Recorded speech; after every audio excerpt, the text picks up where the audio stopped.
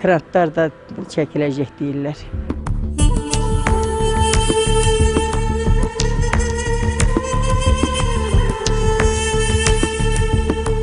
Bizim kərizlərin quyuları demək olar ki, tamamilə üstü açıq. Çox cəhamət elə bilir ki, oraya zibil bir yağmaçıdır, bir nəsə oraya gətirib zibillə tulluyurlar. Üstü açıq, təmiz, tamamilə demək olar ki, sanitariya, yağan yağışlar hamısı kərizlərin içinə axırdı. Bu kərizlərin bərpasına qədər kərizlərində suyumuz çox az gəlirdi, pis gəlirdi. Ağaçlar başlayırdı qurumağa, cəhamət artizan quyularından istifadə edirdi. Artizan quyularda bildiyiniz kimi ağaçları həm maddi cəhətdən dövlətdə çox baha başa gəlir, ona pul-pulat eləmək lazımdır, elektrik enerjisi sərf olunur.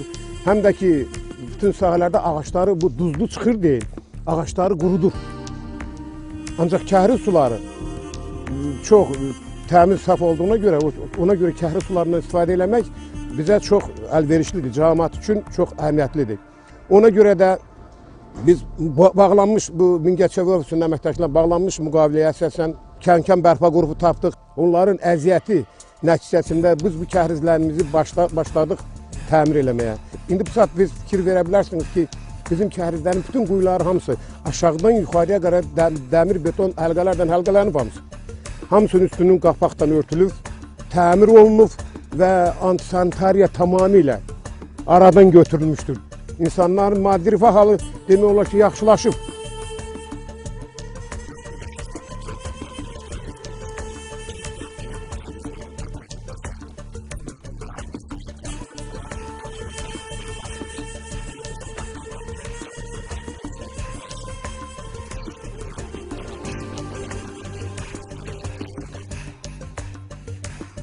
Kəndimizin əhalisi 6000-dən artıqdır, artıq 6000-ə çatıb.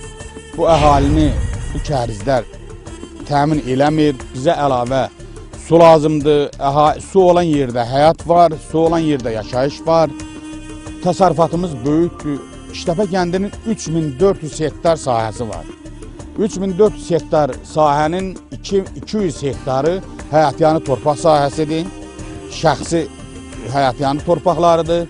1100 hektar bizim pay torpaqlarımız var. O pay torpaqlarını suvarmaq üçün suyumuz azlıq eləyir.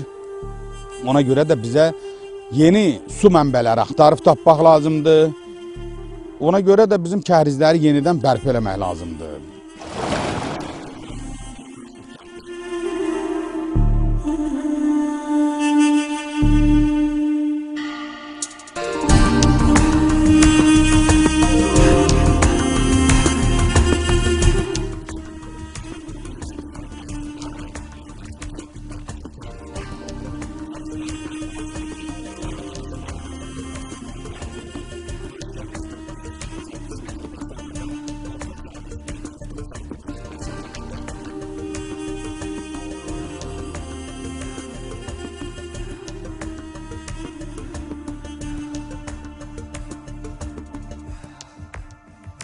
Biz bu xarki kəhrizi baş kəhrizirik. Bu baş kəhrizi keçən ildən işlədik də təhvil verdik. Yaxşı da nəticə salındı. Bununla bizim 1000 öyümüz var. 1000 öyün də hesab edirəm ki, 1000 hektardan çox əkin yeri var. Biz taxıl əkirik. Taxıldan ayrı, bu taxıldan əlavə taxıllar lazım olanda taxıl sularını, taxıllar lazım olmayanda kənd cəmiyyəti qapısında məhləsini istifadə edir, soğan əkir, bağ salıb, ağacını suluyur. Bu şeylərlə təmin edirlər. Ona da xeyli bu işlənəndən sonra xeyli bizim bu suya ehtiyacımızı azaltdı.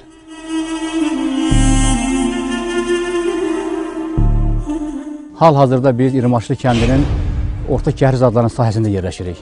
Bu kəhrizlər hardasa 90-cı ildən sonra bərbad vəziyyətə düşmüşdür. Həmin bu orta kəhriz saniyədə 40 litr su verirdi. Hal-hazırda bərpadan sonra 80 litr su verir. Ancaq yenə də biz bunun yeni mənbələr tapmışıq. Hardasa 2 quyumuz var. Onu tunilə birləşdirəndən sonra ola bilsin 40 saniyədə 40 litr su da yenə artacaqdır. 3000 nəfərdən çox əhalini əhatə eləyir.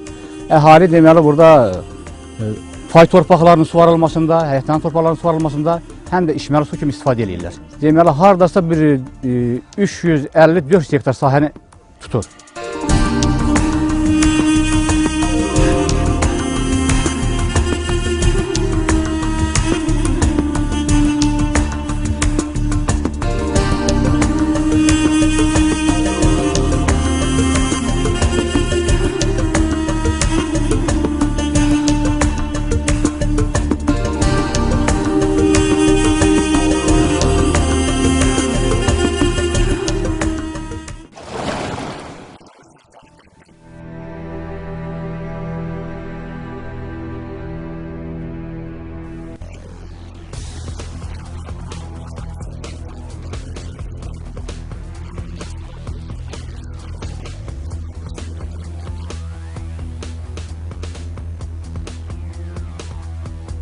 Bizim tirə Alsönlü tirəsi adlanır.